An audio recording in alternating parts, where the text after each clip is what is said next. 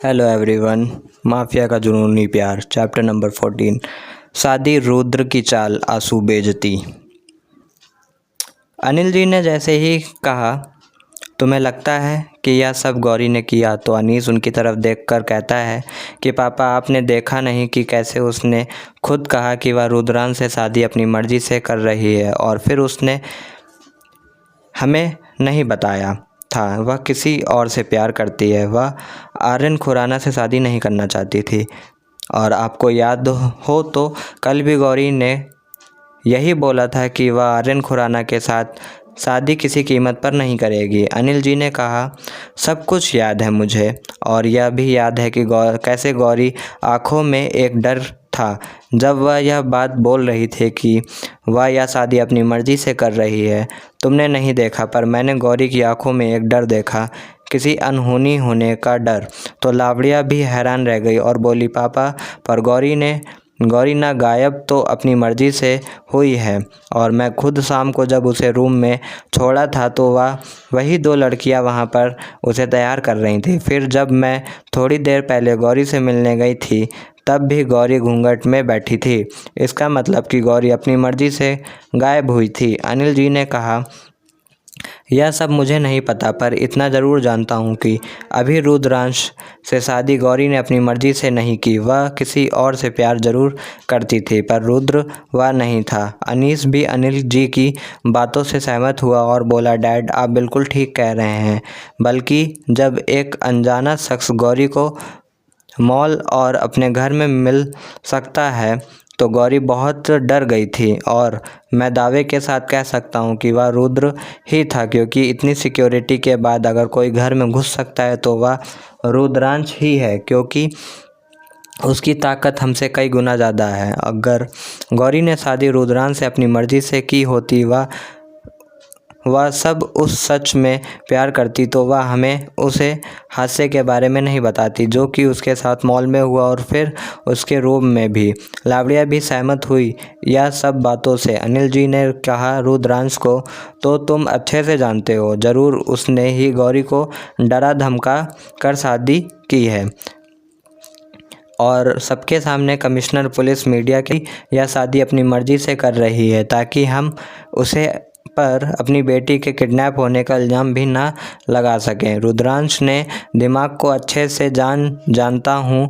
वह जो भी खेल खेलता है बहुत सोच समझ कर खेलता है।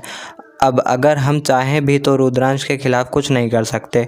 अगर हम पुलिस में कंप्लेंट भी करेंगे कि रुद्रांश हमारी बेटी से शादी की है, तो कोई हमारी बात नहीं विश्वास करेगा। वह दोनों को जो हताशा होकर बैठ गए। अनीस बोला, पर पापा, अब क्या होगा? अनिल जी ने कहा, अब हमारी बेटी की रक्षा भगवान करेंगे, क्योंकि इतना तो मैं जानता हूँ कि रुद्रांश गौरी को ज़्यादा नुकसान नहीं पहुँचाएगा, क्योंकि सबने के सामने उसने शादी की है। अगर गौरी को कुछ भी हुआ तो सबसे पहले नाम रुद्रांश पर ही आएगा। फिर अनिल जी अनीस को कहते हैं कि तुम दोनों अपने कमरे में जाओ, मैं कुछ देर अकेला रहना चाहता हूँ। इधर गौरी को रो रो कर बुरा हाल था, क्योंकि रुद्रांश ने गौरी के मुंह से यह सब इसलिए बुलवाया था क्योंकि उसे पता था कि अब उसके खिलाफ़ कोई कुछ नहीं कर सकता, क्योंकि गौरी यह शादी अपनी मर्ज़ी से कर रही है। रवि खुराना के सब मंसूबों पर उसने पानी फेर दिया। उसकी जो थोड़ी बहुत इज्जत बची थी उसे भी उसने तबाह कर दिया, और अब रवि खुराना के पास सिवाय बेइज्जती के कुछ नहीं था। पूरे लंदन में और पूरे माफिया में उसकी थू थू हो गई। इधर विराज के सर पर बंदूक तानी गई थी, और इसलिए गौरी है यह सब कुछ बोला कि वह अपनी मर्ज़ी से शादी कर रही है। गौरी, अब तो हम दोनों को छोड़ दे। अब तो जो तुम चाहते थे वह हो गया। अब तो मैं अपने पापा और भाई के सामने खुद यह कबूल किया है कि मैं अपनी शादी अपनी मर्ज़ी से कर रही हूँ। अब तो तुम विराज को छोड़ दो, जाने दो प्लीज़। रुद्रांश, इतनी भी क्या जल्दी बेबी गर्ल? अभी तो हमारी शादी हुई है, अभी तो सुहाग रात बाकी है। और फिर तुम यह जानने की बात कैसे कह सकती हो? अब तुम मेरी बीवी हो, और सबके सामने तुमने खुद यह कबूल किया है कि तुमने मुझसे शादी अपनी मर्ज़ी से की है। तुम मुझे छोड़कर जाने की बात कर सकती हो?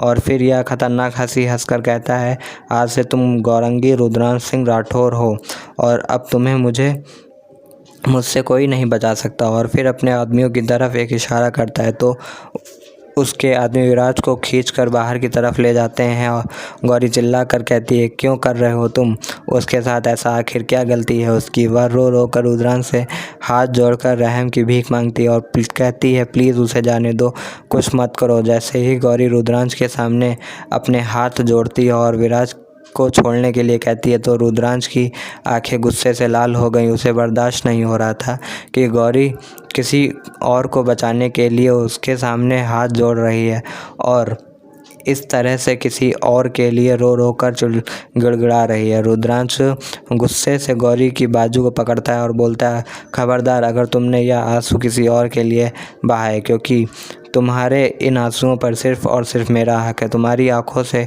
अगर आंसू बहेगा भी तो सिर्फ मेरी वजह से, और अब तुम मेरी पत्नी हो।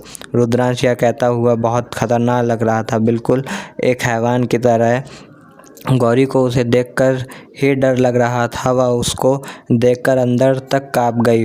फिर रुद्रांश बोला कि अब तुम मेरी पत्नी, और अगर तुमने किसी और का नाम अपनी ज़ुबान से लिया तो याद रखना, मैं उस विराज के साथ तुम्हारे पूरे ख़ानदान को मौत के घाट उतार दूंगा। उसकी यह बातें सुनकर गौरी बहुत डर गई। रुद्रांश यह रूप गौरी ने पहली बार देखा, क्योंकि रुद्रांश जब भी गौरी के सामने आया उसने उसे बहुत सॉफ्टली बिहेव किया। जैसे ही अभी अभी गौरी के मुंह से किसी और का नाम सुनता है और यह सुनता है कि वह विराज के लिए यह सब कर रही है तो उसे इतना गुस्सा आता है जैसे कि कोई ज्वालामुखी फट रही हो। वह गौरी को खींचकर वहां से ले जाने लगा तो गौरी ने उससे अपना हाथ छुड़ाया और बाहर की तरफ भागने लगी। रुद्रांश ने उतनी ही फुर्ती से गौरी को पकड़ा और अपने कंधे पर लाद लिया और उससे बोला, लगता है प्यार से तुम नहीं मानोगी करने वाली, अब मैं तुम्हें दिखाऊंगा कि रुद्रांश क्या चीज़ है।